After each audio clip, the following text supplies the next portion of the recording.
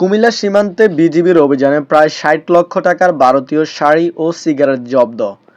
Comilla battalion ১০ BGB সীমান্ত এলাকায় অভিযান চালিয়ে প্রায় ৬০ লক্ষ টাকার ভারতীয় শাড়ি ও সিগারেট জব্দ করেছে। রবিবার ১৫ই ফেব্রুয়ারি ভোররাতে আদর্শ সদর উপজেলার বিবির বাজার সীমান্তের বাঘবেড় এলাকায় এই অভিযান পরিচালিত হয়।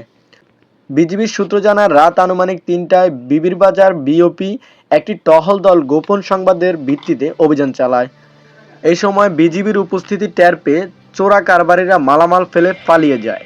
পরে মালিকবিহীন অবস্থায় বিপুল পরিমাণ শাড়ি ও সিগারেট জব্দ করা হয়। জব্দকৃত পণ্যের বাজার মূল্য প্রায় ৫৯,৮০,০০০ টাকা। মালামাল কাস্টমস অফিসে জমা দেওয়ার প্রক্রিয়া চলছে বলে জানিয়েছে BGB ১০। Sakhawat Hossain, desk report, কুমিল্লার ডাক।